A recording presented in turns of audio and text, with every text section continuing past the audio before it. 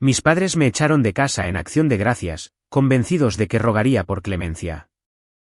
No lo hice. Cancelé sus pagos de hipoteca y observé cómo su comodidad se derrumbaba. Mis padres me echaron de casa en acción de gracias, convencidos de que rogaría por clemencia. No lo hice. Cancelé sus pagos de hipoteca y observé cómo su comodidad se derrumbaba. El frío en Madison, Wisconsin, tiene una forma particular de calar la ropa y asentarse en los huesos, especialmente a finales de noviembre. Pero en aquella particular noche de acción de gracias, el frío exterior no era nada comparado con la temperatura glacial dentro de mi hogar de la infancia. Caía nieve en gruesos y pesados copos, el tipo de ventisca que cubre las ventanas de blanco y hace que las carreteras sean completamente intransitables. Dentro, el comedor olía a pavo asado, a relleno de salvia y al amargo y sofocante aroma de una familia destrozándose. Mi nombre es Elena Montes. Tengo 34 años y, durante 12 agotadores años, compré la ilusión de una familia amorosa con mi propia sangre, sudor y puntaje de crédito. El pavo aún estaba caliente en la larga mesa de caoba cuando mi padre, Ricardo Montes, se levantó tan violentamente que su silla se volcó y se estrelló contra el suelo de madera. Su rostro tenía un tono de rojo que solo había visto un puñado de veces en mi vida, un carmesí oscuro y palpitante que usualmente significaba que alguien estaba a punto de perder su trabajo o su dignidad. Levantó un dedo pesado y calloso y lo apuntó directamente a la pesada puerta de roble. Si eliges a este extraño por encima de tu propia carne y sangre, puedes salir de mi casa ahora mismo, rugió, su voz rebotando en los techos altos que en secreto había pagado para reparar hace 3 veranos. No esperó una respuesta. Subió las escaleras a grandes zancadas, sus pesadas botas resonando en la alfombra, y bajó 2 minutos después sosteniendo una bolsa de lona azul descolorida. Era la misma bolsa que usaba para las reuniones de atletismo de la escuela secundaria hace una vida. Había metido cualquier suéter y llan que pudo agarrar de mi viejo armario. Caminó directamente hacia mí y arrojó la bolsa. Golpeó mis botas con un patético golpe, derramando un solo calcetín gris sobre el suelo pulido. Se inclinó cerca, su aliento oliendo a caro whisky escocés que le había comprado la Navidad anterior. Mañana por la mañana estarás rogando por volver, dijo, su voz bajando a un gruñido bajo y venenoso. Estaba completamente seguro. Me miró no como a una hija, sino como a una empleada insubordinada que había olvidado su lugar. Realmente creía que sin el poderoso apellido Montes, yo no era nada. Pensó que la ventisca afuera rompería mi espíritu antes de medianoche. Lo miré. Miré a mi madre, quien de repente estaba muy interesada en inspeccionar el borde de su copa de vino. Miré a mis hermanos menores, que observaban la escena desarrollarse como si fuera televisión en horario estelar.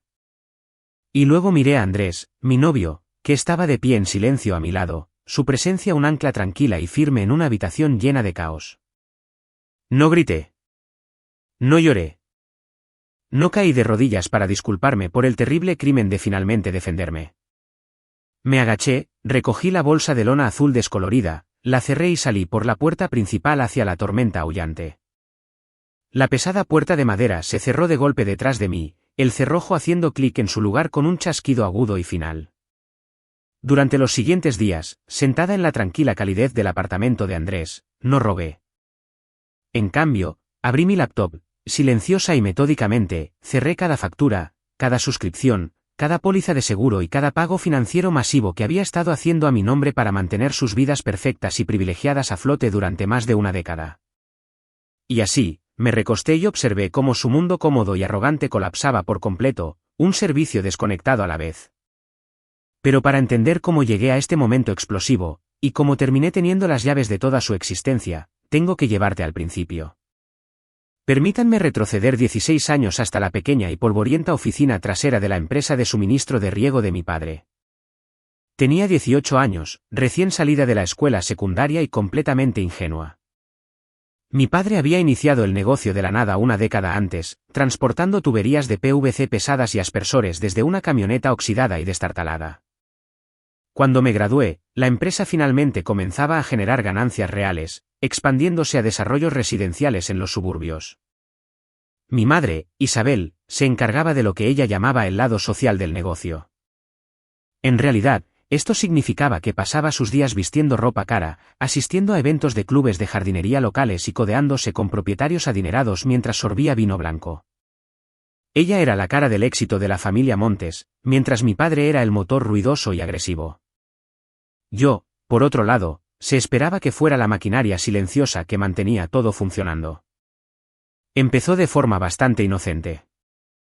Mi padre me llamó a la oficina una húmeda tarde de verano, deslizó una pila masiva y desorganizada de recibos manchados de grasa sobre el escritorio y me dijo que tenía buena cabeza para los números. Empieza a introducir esto en una hoja de cálculo, Elena, dijo, dándome una palmada en el hombro. Construirá carácter. La familia construye el imperio junta. Me quedé hasta las 2 de la mañana esa primera noche, aprendiendo software de contabilidad mientras mis amigos estaban en fiestas de graduación. Al final de mi primer mes, estaba conciliando extractos bancarios, persiguiendo facturas impagadas y equilibrando el talonario de cheques de la empresa. La familia primero, siempre predicaba mi padre en la mesa, y como una idiota, me tragué cada palabra. Luego vino la universidad. Siempre había soñado con mudarme a Chicago, trabajar para una importante firma de contabilidad corporativa, usar trajes elegantes y vivir en un apartamento en un rascacielos. Pero mi padre me convenció de inscribirme en la universidad local en su lugar. Dijo que era solo temporal, solo para mantener el negocio estable durante una gran fase de expansión. Me prometió que una vez que las cosas se calmaran, podría perseguir cualquier sueño de gran ciudad que quisiera. Así que me quedé. Viajaba desde casa, viviendo en mi habitación de la infancia, pasando mis fines de semana pronosticando el flujo de caja y escribiendo ofertas para nuevas subdivisiones en lugar de ir a partidos de fútbol o citas. Cuando me gradué a los 22 años, el negocio había crecido enormemente, pero la gestión financiera de mi padre era un desastre. Tenía la costumbre de extralimitarse, obteniendo préstamos de alto interés para nuevos equipos de excavación que permanecían sin usar la mitad del año. Sus puntajes de crédito personal y empresarial eran absoluta basura. Fue entonces cuando se tendió la verdadera trampa. Estábamos sentados en la mesa de la cocina desayunando. Me sirvió una taza de café, me miró fijamente a los ojos y me pidió que pusiera la hipoteca del segundo almacén de la empresa a mi nombre. Es solo papeleo, Elena, dijo suavemente. Tu puntaje de crédito es impecable. En realidad, te ayudará a construir tu perfil financiero. Somos familia. Nos protegemos mutuamente. Tenía 22 años. Confié en él. Firmé el papeleo sin contratar a mi propio abogado, atándome a una deuda comercial masiva. Fue como un dique que se rompe. Una vez que ese primer gran préstamo estuvo a mi nombre, todo lo demás simplemente fluyó hacia mí porque era más fácil. Los servicios públicos de nuestra casa familiar de 5 habitaciones se transfirieron a mi nombre porque era más sencillo para mí pagarlos desde la cuenta conjunta donde se depositaba mi escaso salario. Luego vino el paquete premium de Internet de alta velocidad. Luego el plan de telefonía celular familiar con datos ilimitados para 5 líneas separadas. Trabajaba 60 horas a la semana, conducía a proveedores mayoristas antes del amanecer, peleaba con proveedores por descuentos y me quedaba en la oficina hasta medianoche para preparar documentos fiscales.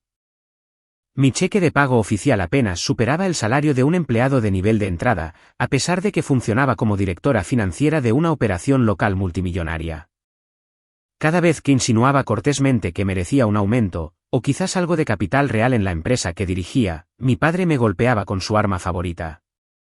No nos andamos con pequeñeces, Elena. La familia apoya a la familia. No seas codiciosa. Y mi madre se acercaba a la mesa, me palmeaba la mano y me decía lo orgullosos que estaban de tener una hija tan responsable. Estaba completamente ciega al hecho de que no era socia en su imperio. Era una rehén. Para comprender completamente el peso del ancla que me arrastraba, debes entender a los hijos de oro de la familia Montes. Primero, estaba mi hermana, Daniela. Daniela es 4 años menor que yo, pero en términos de madurez y responsabilidad, estábamos separadas por años luz. Mientras yo me enterraba en códigos fiscales y márgenes de beneficio, Daniela decidió que iba a ser una fotógrafa freelance visionaria.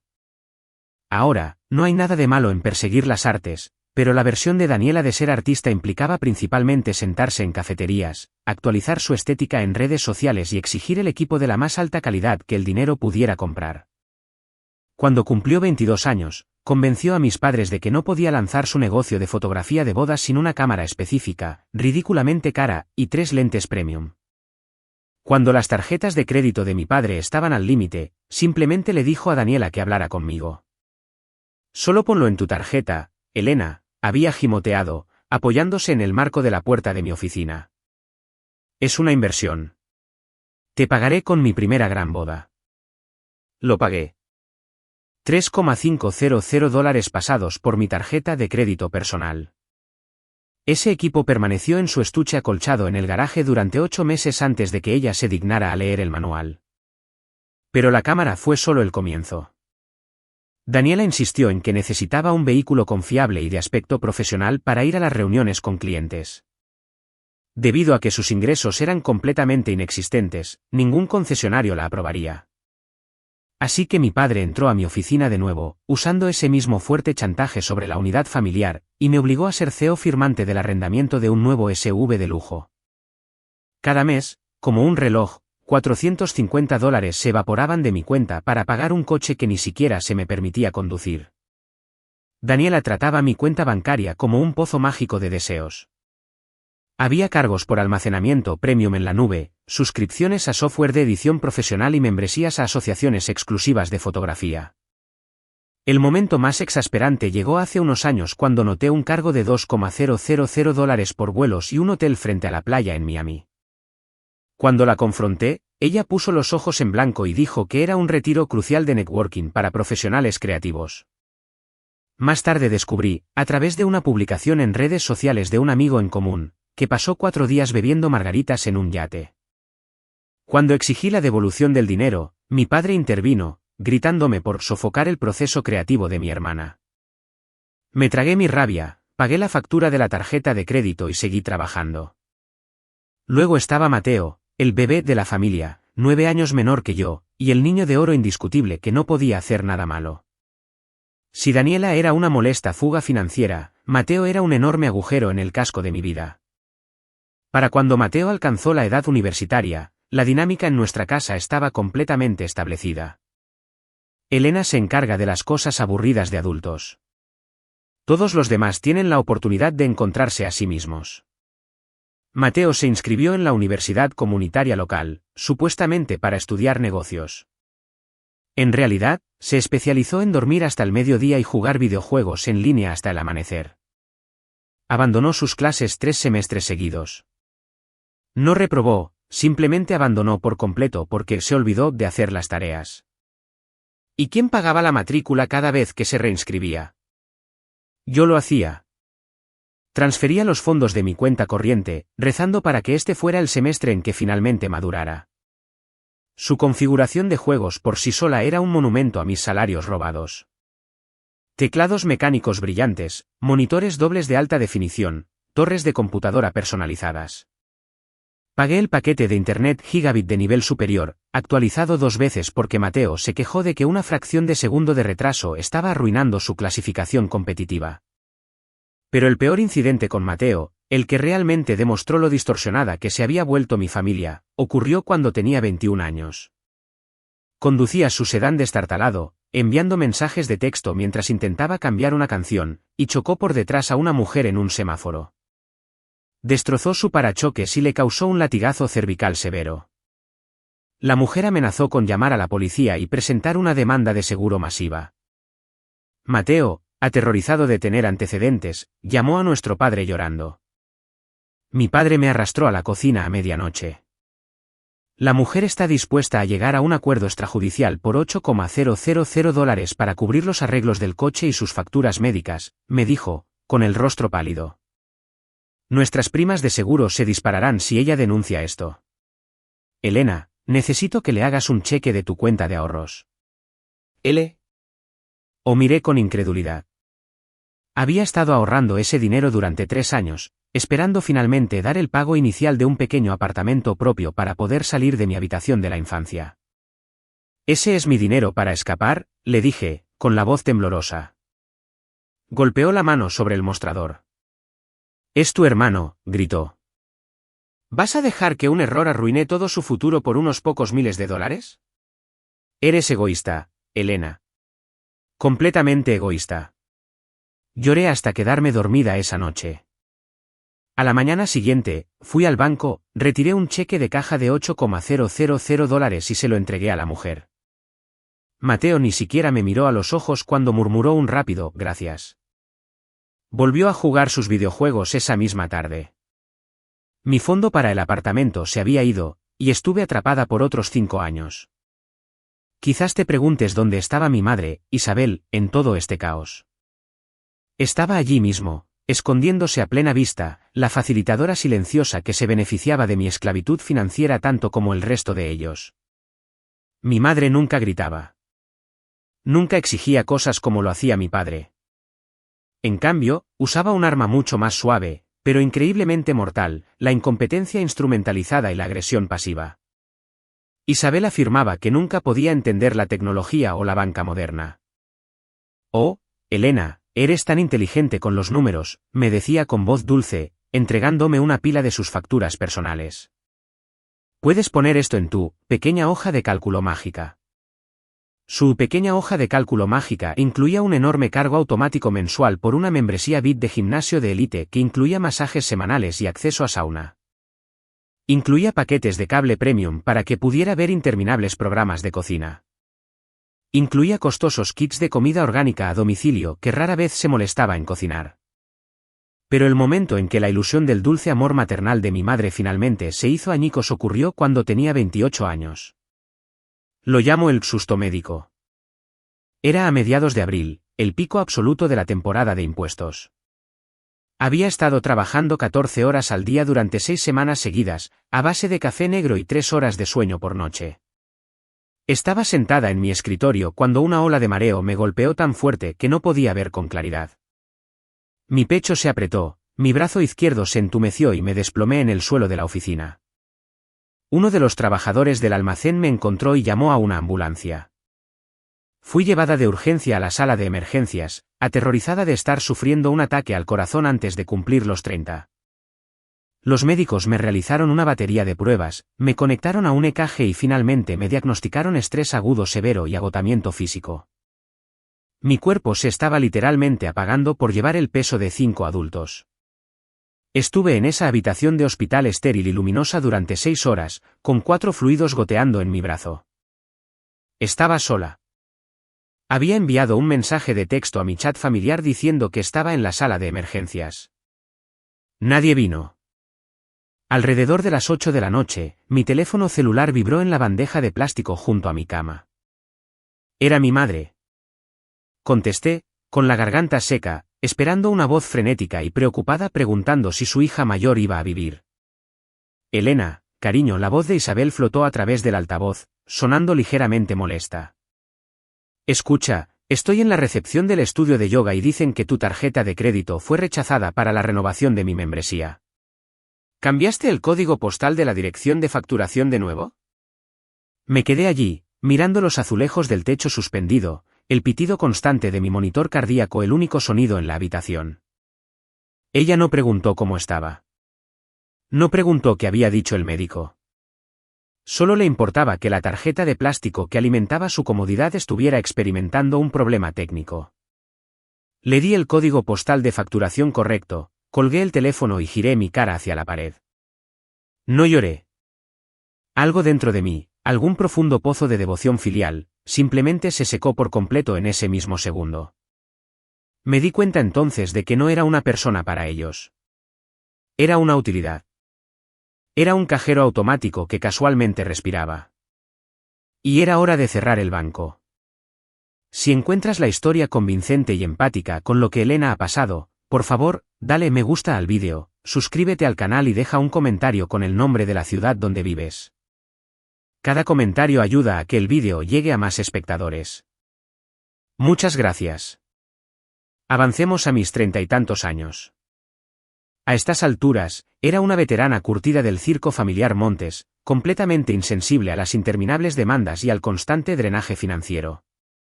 Había aceptado mi destino. Asumí que simplemente viviría en mi pequeño apartamento, conduciendo mi sedán de 10 años, pagando sus facturas hasta el día de mi muerte. Pero el universo tiene una forma divertida de interponerse en tus planes perfectamente miserables.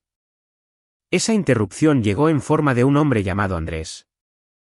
Conocí a Andrés en una conferencia regional de tecnología de riego en el centro. Mi padre me había obligado a ir, afirmando que era crucial para nuestra previsión de negocios entender los nuevos controladores inteligentes que llegaban al mercado. Fue un evento increíblemente árido y aburrido, lleno de hombres de mediana edad repartiendo tarjetas de visita agresivamente. Estaba de pie cerca de un stand que mostraba sensores de humedad remotos, buscando desesperadamente una salida, cuando Andrés se acercó. Andrés era un desarrollador de software especializado en sistemas agrícolas remotos. Era completamente diferente de los hombres de mi familia. Donde mi padre era ruidoso y autoritario, Andrés era tranquilo, constante y hablaba con una confianza serena que instantáneamente me tranquilizó. Terminamos almorzando en la cafetería del centro de convenciones. Por primera vez en más de una década, tuve una conversación con un hombre que realmente escuchó lo que tenía que decir. Me preguntó sobre mi experiencia contable, mis pensamientos sobre algoritmos de eficiencia, y ni una sola vez me interrumpió o me habló por encima. Empezamos a salir lentamente. Fue una revelación estar con alguien que tenía límites normales, alguien que no veía cada interacción como una transacción. Pero el verdadero punto de inflexión, el momento que alteró fundamentalmente la trayectoria de toda mi vida, ocurrió unos meses después de nuestra relación cuando Andrés vino a mi apartamento para una tranquila cena de sábado por la noche. Yo estaba en la cocina picando verduras, completamente distraída, mientras Andrés esperaba junto a la isla de la cocina. Había dejado descuidadamente una enorme pila de correo entrante sobre el mostrador. Era el primero del mes, lo que significaba la avalancha habitual de extractos. Andrés, haciendo una conversación ociosa, miró la pila. Recogió un sobre grueso, frunció el ceño y me miró. Elena preguntó, su voz completamente neutral, ¿por qué todas estas facturas están a tu nombre? Me quedé helada, el cuchillo de cocina flotando sobre un pimiento. Intenté reírme, desplegando la misma excusa gastada que había usado conmigo misma durante años. Oh, ya sabes, expliqué, agitando la mano con desinterés. Es más fácil así. Yo manejo las finanzas de la empresa, así que tiene sentido que todo pase por mis portales. Mi papá es terrible con la tecnología. Andrés no se rió. Suavemente dejó el sobre y recogió otro. Luego otro. Miró las direcciones de remitente y los nombres en las ventanas de los sobres. Esto no son solo servicios públicos, Elena, dijo, su tono todavía perfectamente tranquilo, sin absolutamente ningún juicio. Aquí hay un arrendamiento de vehículo de lujo para una Daniela Montes.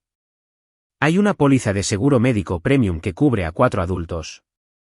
Incluso hay una membresía VIP de gimnasio a nombre de Isabel Montes. Sentí que mi cara se ponía caliente.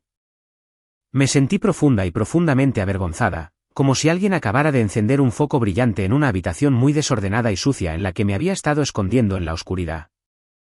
Quería defenderlos. Quería recitar los ridículos discursos de mi padre sobre la familia primero. Pero al mirar los ojos claros y racionales de Andrés, las palabras se me quedaron atascadas en la garganta. Eso no es normal, añadió Andrés en voz baja.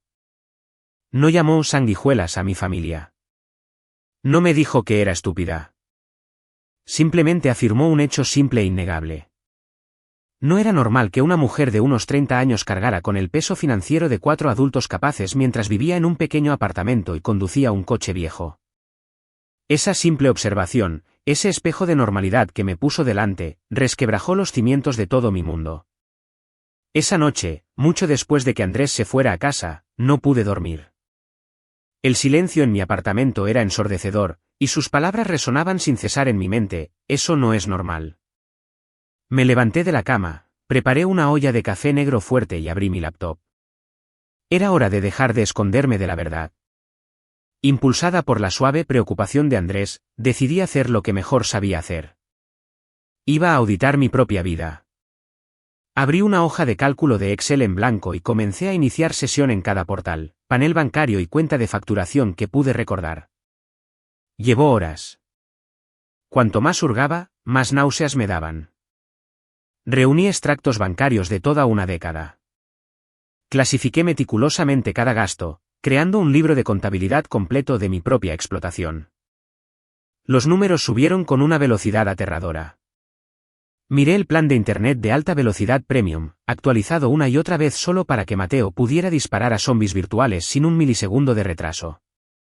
Miré las enormes tarifas de almacenamiento en la nube de Daniela para su negocio de fotografía que generaba 0 ingresos reales. Miré el arrendamiento del SUV de lujo, debitando automáticamente $450 cada mes.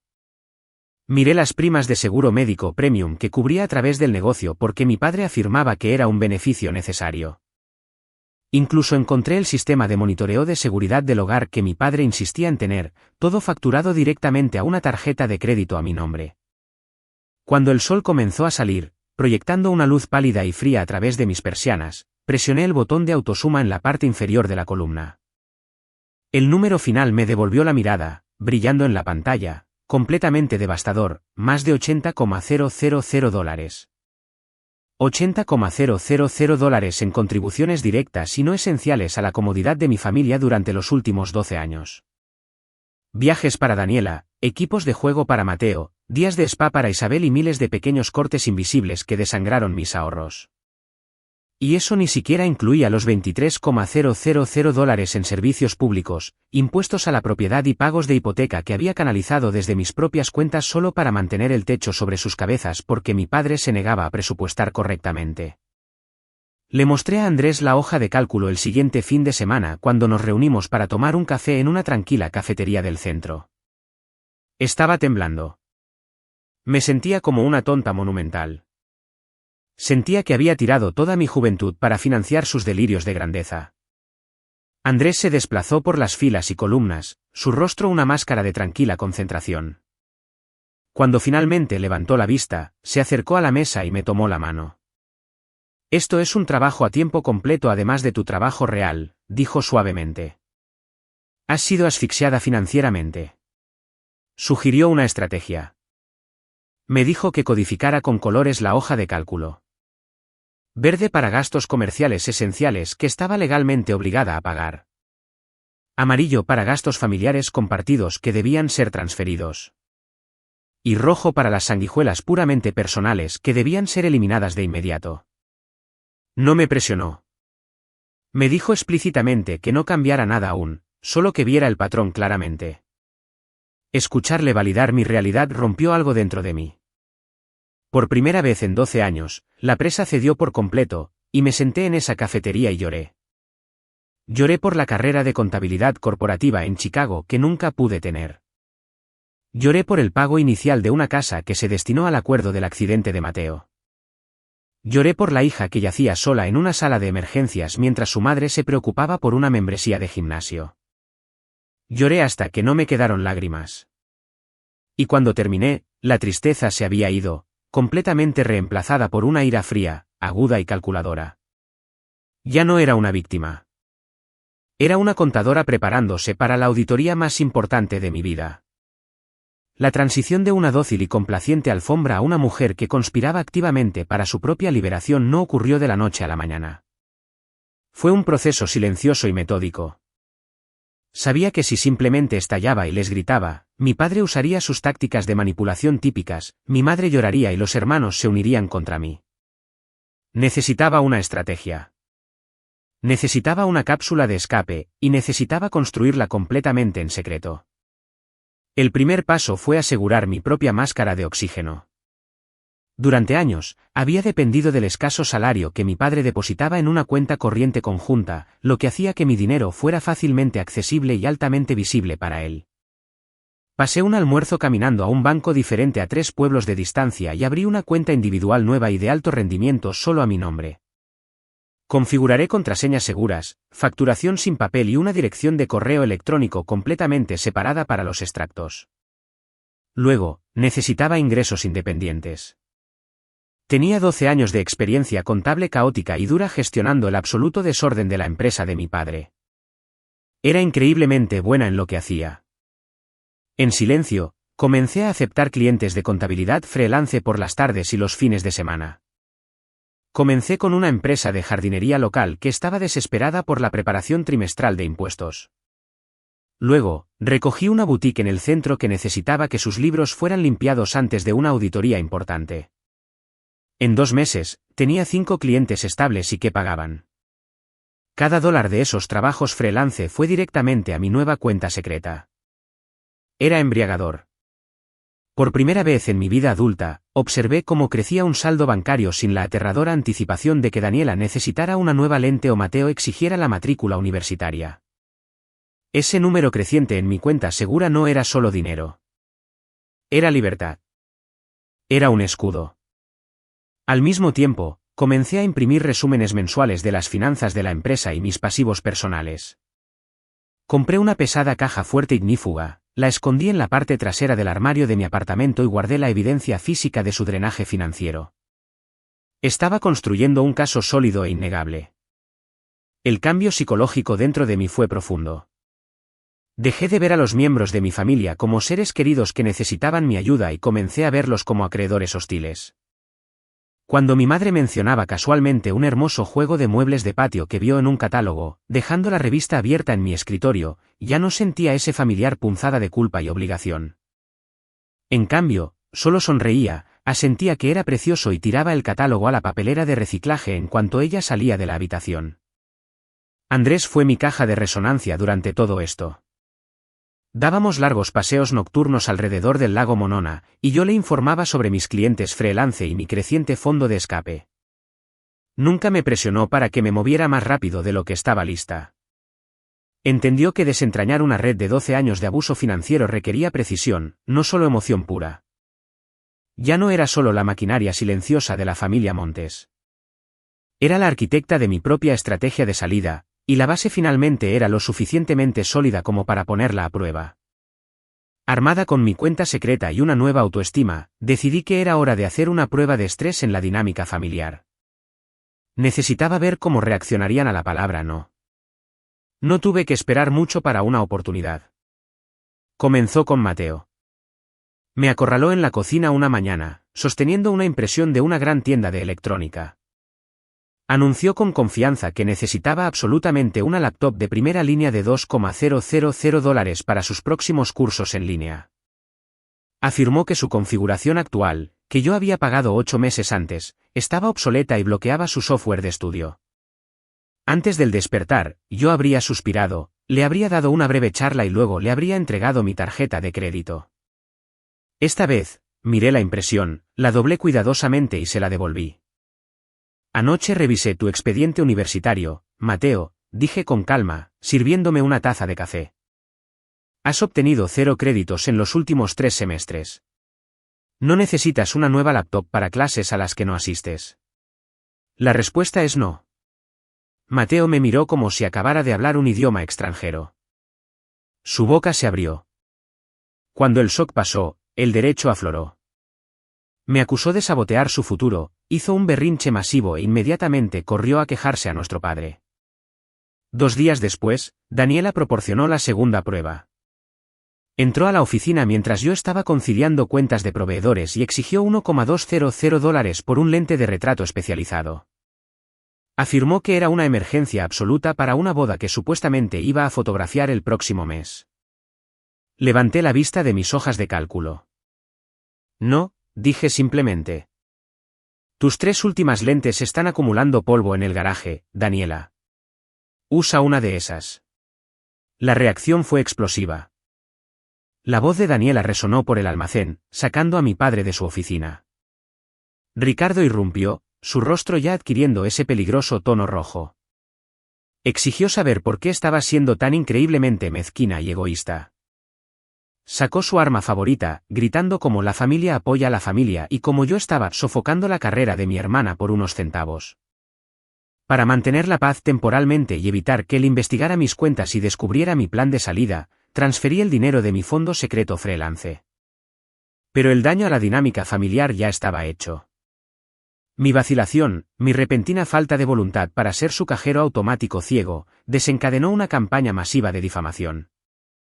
Ricardo se dio cuenta de que estaba cambiando, e inmediatamente culpó a la única nueva variable en mi vida, Andrés. Mi padre comenzó a dejar artículos en mi escritorio sobre despidos en la industria tecnológica, tratando de demostrar que Andrés era un perdedor. Comenzó a referirse a Andrés exclusivamente como ese problemático delante de toda la familia. Isabel, sintiendo la tensión, de repente desarrolló una serie de misteriosas y vagas enfermedades, suspirando constantemente y metiéndose en la cama, esperando que yo volviera a mi papel de cuidadora ansiosa y complaciente. La atmósfera en la casa y la oficina se volvió increíblemente tóxica, una nube sofocante de agresión pasiva y amenazas veladas, preparando el escenario perfecto para las vacaciones. A medida que la tensión se disparaba, supe que el reloj avanzaba hacia una confrontación masiva. Tenía que asegurarme de que cuando la bomba finalmente estallara, no me vería atrapada por la metralla financiera. Necesitaba separarme quirúrgicamente de sus responsabilidades, lo que significaba que tenía que ejecutar el desenlace legal. Detrás de escena, mientras mi padre estaba ocupado hablando mal de Andrés, yo estaba enterrada en papeleo. La mayor amenaza era la hipoteca del almacén comercial a mi nombre. No podía simplemente cancelarla sin destruir mi propio historial crediticio impecable. En cambio, pasé semanas consultando en silencio con un abogado y revisando los documentos originales del préstamo. Me di cuenta de que los pagos de la hipoteca se debitaban automáticamente de mi cuenta corriente personal, que yo había estado financiando manualmente con los ingresos de la empresa. Redacté cartas formales y certificadas al banco, notificándoles que estaba retirando mis cuentas personales del sistema de pago automático, forzando efectivamente al banco a buscar el pago directamente de las cuentas comerciales que mi padre controlaba. Cuentas que sabía que estaban peligrosamente bajas debido a sus terribles hábitos de gasto. Luego vinieron las pólizas de seguro comercial, los registros de vehículos comerciales y los planes de telefonía celular familiar. No los cancelé de inmediato. Eso le habría dado a mi padre tiempo para reaccionar y acosarme. En cambio, redacté cuidadosamente documentos de transferencia de propiedad para cada servicio. Programé correos electrónicos para enviar a los proveedores de servicios, solicitando que las responsabilidades de facturación se transfirieran a Ricardo Montes, con efecto a finales de noviembre. También preparé el documento más satisfactorio de toda mi vida, mi carta formal de renuncia corporativa.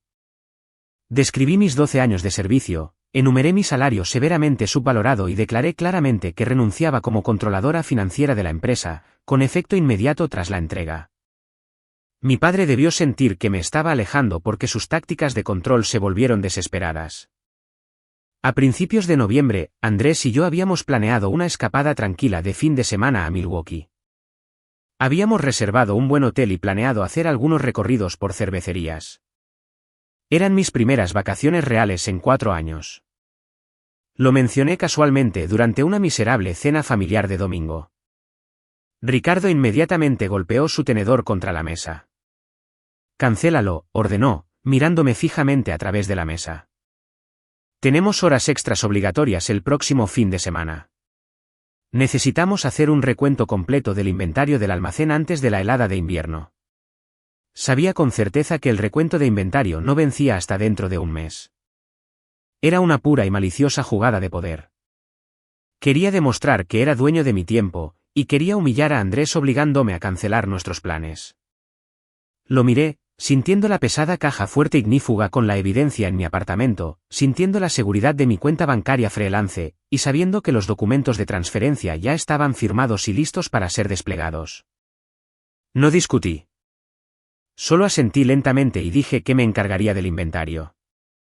Pasé mis noches completando las jornadas de trabajo antes de lo programado, asegurándome de que su trampa fallara. Para cuando llegó la semana de Acción de Gracias, el desenlace legal estaba completo. Yo era un fantasma en su máquina financiera, esperando el momento adecuado para desaparecer por completo. Llegó el día de Acción de Gracias, trayendo consigo una amarga y aullante ventisca que cubrió Madison con 2 pies de nieve. El clima coincidía perfectamente con el ambiente dentro de la enorme casa suburbana de mis padres. Había invitado a Andrés a unirse a nosotros, sabiendo perfectamente que entrar en esa casa con él era como entrar en un polvorín con una cerilla encendida. Pero lo quería allí. Necesitaba su fuerza tranquila para lo que estaba a punto de hacer. Llegamos a las 4. En el momento en que cruzamos la puerta principal, la agresión pasiva nos golpeó como una pared física. Mi madre, Isabel, nos recibió con un delantal que parecía demasiado limpio para haber sido usado para cocinar de verdad. Le dio a Andrés una sonrisa tensa y forzada e inmediatamente revoloteó de vuelta a la cocina, afirmando que la salsa de carne necesitaba su atención indivisa. En la sala de estar, Daniela estaba inclinada sobre la mesa del comedor, ricamente decorada, ajustando un centro de calabazas y velas. Sostenía su teléfono en alto, tomando fotos para su feed de redes sociales estético, documentando el fastuoso festín que, en última instancia, mi tarjeta de crédito había financiado. Mateo estaba desplomado en el costoso sofá de cuero, con un control de videojuegos en las manos, apenas emitiendo un gruñido de reconocimiento cuando entramos. Mi padre estaba sentado en su gran sillón reclinable, bebiendo un vaso de whisky. Miró a Andrés de arriba abajo con abierto desprecio. «Trajiste al problemático, veo», murmuró Ricardo, lo suficientemente alto para que ambos lo escucháramos. Nos sentamos en la mesa de caoba una vez que todo estuvo listo. El despliegue era ridículo. Un pavo asado masivo, 4 guarniciones diferentes, vino caro y copas de cristal. Durante los primeros 20 minutos, la conversación se mantuvo a un nivel superficial agonizante. Hablamos de la ventisca, los horarios de los quitanieves y los playoffs de fútbol de la escuela secundaria local. Pero la tensión era tan densa que se podía cortar con el cuchillo del pavo. Andrés, siempre el diplomático, intentó entablar una conversación civil con mi padre. Preguntó cortésmente a Ricardo sobre la próxima temporada de instalación de primavera y mencionó algunos nuevos diseños de riego resistentes a la sequía que había visto en la industria. Mi padre dejó de masticar. Dejó deliberadamente su tenedor, se inclinó hacia adelante y cortó a Andrés a mitad de la frase. Los programas informáticos sofisticados y las aplicaciones móviles nunca reemplazarán el trabajo físico duro, hijo, espetó Ricardo, su voz destilando condescendencia. La mesa quedó en completo silencio. Mi madre miró fijamente su puré de papas. Daniela sonrió con suficiencia detrás de su copa de vino. Mateo detuvo su masticación. Ricardo giró la cabeza lentamente, fijando sus ojos en Andrés con una mirada de puro y absoluto veneno. Así que, dime, Andrés, dijo Ricardo, su voz subiendo de volumen. ¿Qué es exactamente lo que haces que te paga lo suficiente como para distraer a mi hija mayor de sus responsabilidades de sangre con esta familia? Sentí que mi ritmo cardíaco se disparaba, pero mis manos, reposando en mi regazo, estaban perfectamente firmes. El tiempo de esconderse había terminado. La mecha estaba encendida. No dejé que Andrés respondiera.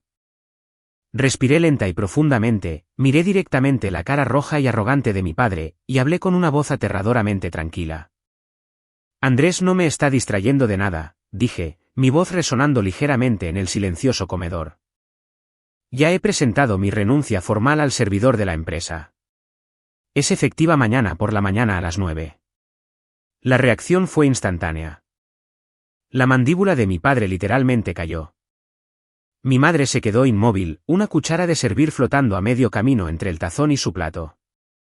Mateo realmente levantó la vista de su comida. Daniela bajó su teléfono, con los ojos bien abiertos. «¿Renuncia?», balbuceó Ricardo, recuperando su ira rápidamente.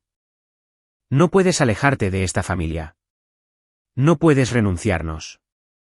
Ignoré su arrebato y continué, mi voz firme, recitando los números que había grabado en mi memoria durante esa noche de insomnio con la hoja de cálculo. He cubierto los pagos de la hipoteca de la segunda expansión del almacén durante 5 años, declaré claramente. He pagado cada factura de servicios públicos de esta enorme casa.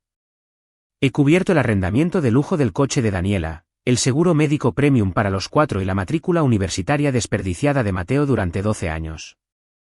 El rostro de mi padre pasó de rojo a un peligroso tono púrpura. «Estás tirando todo lo que construimos juntos», rugió, golpeando la mesa con su pesado puño tan fuerte que las copas de cristal tintinearon. «No construimos nada juntos», respondí, mi voz helada. «Tú construiste una fachada y usaste mi historial de crédito y mi juventud robada para financiarla. No me diste acciones, ni sociedad, y un salario de empleada. Mis clientes de contabilidad freelance ahora me pagan más en un mes de lo que este negocio familiar jamás lo hizo en 3. Por el rabillo del ojo, Vi a Daniela levantar disimuladamente su teléfono e inclinar la cámara hacia nosotros, grabando discretamente toda la discusión debajo de la mesa. Quería drama para sus amigos. Estaba a punto de darle un asiento en primera fila al fin de su cómoda vida. Ricardo empujó su silla con violencia. Las patas rasparon ruidosamente contra el suelo de madera. «¡Basta!», gritó, señalándome con un dedo tembloroso. «Estás avergonzando a esta familia delante de tu invitado. Nos debes todo. Te dimos un techo y un trabajo cuando no eras nada». «Si así es como pagas nuestros sacrificios», bramó Ricardo, señalando con el dedo directamente a la pesada puerta principal, «entonces lárgate. Llévate a tu pequeño novio problemático y sal de mi casa. Y ni se te ocurra volver hasta que estés dispuesta a arrastrarte y disculparte correctamente». Me levanté. Mi silla no hizo ruido. Miré a mi madre, que simplemente se abrazó a sí misma y desvió la mirada. Miré a mis hermanos, que no ofrecieron absolutamente nada. Cogí mi abrigo del perchero del pasillo. Andrés estaba justo detrás de mí, una sombra silenciosa y de apoyo. Mi padre subió las escaleras a toda prisa y bajó con mi vieja bolsa de lona azul, arrojándola a mis pies. La ventisca exterior aullaba contra las ventanas. Abrió la puerta principal de golpe, dejando que una ráfaga de viento helado y nieve se arremolinara en el cálido vestíbulo. «Fuera», ordenó, de pie, completamente convencido de su propio poder absoluto. Realmente creía que me congelaría, entraría en pánico y volvería arrastrándome antes del amanecer. Recogí la bolsa de lona, salí al porche cubierto de nieve y dejé que Andrés me guiara a su coche. La pesada puerta de roble se cerró de golpe detrás de nosotros, el cerrojo haciendo un fuerte clic. Condujimos lentamente por las traicioneras calles sin limpiar. Miré por la ventana la nieve que caía, sintiéndome más ligera de lo que había estado en 12 años. Mi padre pensó que me había desterrado al frío. No tenía idea de que yo era quien controlaba el termostato. Las consecuencias no tardaron meses o años. Comenzaron apenas 48 horas después de que me echaran a la ventisca. Pasé el viernes y el sábado en la tranquila y cálida seguridad del apartamento de Andrés, bebiendo té caliente y monitoreando mi correo electrónico. Sabía exactamente lo que estaba a punto de suceder. El sábado por la tarde, Mateo tenía programado un examen de recuperación en línea masivo para una clase de ética empresarial que ya había reprobado 2 veces. Me había enviado un mensaje de texto a principios de semana, exigiendo que me asegurara de que la red estuviera estable. Sentada en la mesa de la cocina de Andrés, abrí mi laptop, inicié sesión en el portal maestro del proveedor de servicios de Internet y navegué a la configuración de la cuenta. El servicio estaba completamente a mi nombre. Hice clic en el botón rojo brillante que decía «Desconectar servicio con efecto inmediato». El correo electrónico de confirmación llegó a mi bandeja de entrada segundos después. Menos de 20 minutos después de eso, mi teléfono comenzó a vibrar sobre la mesa. Era mi padre. Lo dejé ir al buzón de voz. Luego llamó Mateo, dejando mensajes de audio frenéticos y aterradores. El supervisor marcó mi conexión, la voz de Mateo se quebró de pánico en la grabación. Reprobé automáticamente. «Vuelve a encender el router ahora mismo, Elena, estás arruinando mi vida». Le reenvié el aviso por correo electrónico que había redactado semanas atrás, indicando que todas las cuentas de servicios públicos no esenciales serían cerradas a menos que se transfirieran al nombre de Ricardo Montes. No recibí respuesta. El siguiente dominó cayó el fin de semana siguiente. Era temporada alta de bodas de invierno en interiores y Daniela había reservado una ceremonia muy lucrativa y de alto perfil en un hotel de lujo en el centro. Había alardeado de ello durante meses, afirmando que elevaría su marca. Inicié sesión en el sitio web de la compañía de arrendamiento automotriz. Dado que ya había eliminado mi tarjeta de crédito personal del sistema de débito automático, el pago de diciembre de su SUV de lujo había fallado oficialmente. Como titular principal del arrendamiento, autoricé una reposición voluntaria inmediata por falta de pago. El sábado por la tarde, justo cuando las damas de honor se alineaban para las fotos, una enorme grúa comercial llegó al estacionamiento del hotel. Daniela me llamó desde el lugar, absolutamente histérica. Había un ruido de fondo caótico de planificadores de bodas enojados y huéspedes llorando. «Mi coche está siendo enganchado a una grúa ahora mismo», chilló Daniela al teléfono. Estoy de pie en el aparcamiento helado en tacones. Diles que paren. Me estás avergonzando delante de clientes adinerados. Le recordé con calma el aviso de transferencia certificado que había ignorado. Me gritó una serie de maldiciones. Colgué el teléfono y bloqueé sistemáticamente su número, el número de Mateo y el número de mi madre. El silencio que siguió fue el sonido más hermoso que había escuchado. La pérdida de internet y un coche de lujo fueron inconvenientes dolorosos, pero la verdadera devastación llegó en enero cuando los enormes engranajes financieros se detuvieron. Mi padre había pasado diciembre luchando, tratando de averiguar cómo operar un negocio sin su director financiero gratuito y sin mi impecable puntaje de crédito actuando como su red de seguridad. Las pólizas de seguro comercial caducaron primero. Sin mis pagos automatizados, la aseguradora exigió una prima inicial masiva para restablecer la cobertura bajo el terrible perfil crediticio de Ricardo. La noticia se extendió rápidamente por la industria local. 2 importantes desarrolladores comerciales retiraron inmediatamente sus contratos de primavera, negándose a trabajar con un contratista sin seguro. Luego vino el golpe fatal, la hipoteca del almacén. Mi padre intentó pagar la enorme cuota mensual utilizando la cuenta operativa de la empresa, pero el cheque rebotó violentamente. El banco, viendo un historial de pagos atrasados y una repentina inestabilidad financiera, marcó la cuenta. Exigieron un pago global masivo e inmediato para poner el préstamo al día. Mi padre entró en pánico. Intentó obtener un préstamo puente, pero todos los bancos de la ciudad echaron un vistazo a su historial crediticio y a los ingresos en colapso de su negocio y se rieron de él en el vestíbulo. Para evitar la ejecución hipotecaria del almacén comercial y la bancarrota total, mi padre tuvo que sacrificar su premio final, su imagen. Para mediados de febrero, la enorme casa suburbana de 5 habitaciones salió al mercado inmobiliario. Como estaban desesperados por dinero en efectivo para satisfacer al banco comercial, tuvieron que venderla a precio de liquidación. La casa se vendió en 3 semanas a un comprador agresivo que pagó en efectivo. Me enteré a través de amigos de la familia del caótico y miserable traslado. Mis padres empacaron décadas de trastos acumulados y se mudaron a un pequeño apartamento de 2 habitaciones en un barrio menos deseable. El apartamento tenía paredes delgadas compartidas y una lavadora de monedas en el pasillo. Mi padre tuvo que convertir un pequeño rincón de la sala en su nueva oficina, operando su negocio moribundo desde una mesa plegable. Los sueños de fotografía de Daniela se evaporaron sin su SV gratis y su interminable presupuesto para equipos. Se vio obligada a tomar un trabajo haciendo turnos dobles como camarera en un concurrido restaurante de brunch en el centro, cambiando sus correas de cámara por un delantal manchado solo para pagar las enormes tarifas de incautación que aún debía. Mateo tuvo que abandonar la universidad comunitaria definitivamente. Sin mi dinero para amortiguarlo, consiguió un trabajo con salario mínimo cargando cajas pesadas en un almacén de distribución, trabajando turnos temprano por la mañana y regresando a casa con músculos doloridos en lugar de puntuaciones altas. Su comodidad se había derrumbado por completo. Ha pasado un año desde aquella nevada noche de Acción de Gracias. Mi vida ahora luce completamente diferente. Incorporé oficialmente mi negocio freelance como Soluciones Financieras Grant, alquilando un espacio de oficina luminoso y moderno en el centro. Tengo más clientes de los que puedo manejar y mis cuentas bancarias están seguras y prosperando. Andrés y yo nos casamos en una ceremonia tranquila e íntima en el juzgado. Mi mejor amiga, Laura, estuvo a mi lado como testigo.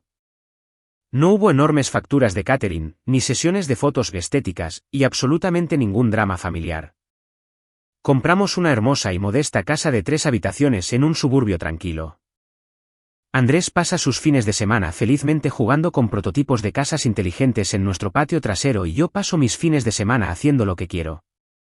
Hace unos meses, Laura y yo nos asociamos con un centro comunitario local para lanzar un programa de subvenciones especializado. Usamos una parte de las ganancias de mi firma para financiar viviendas de emergencia y ofrecer clases de educación financiera para mujeres que escapan de abusos domésticos y financieros.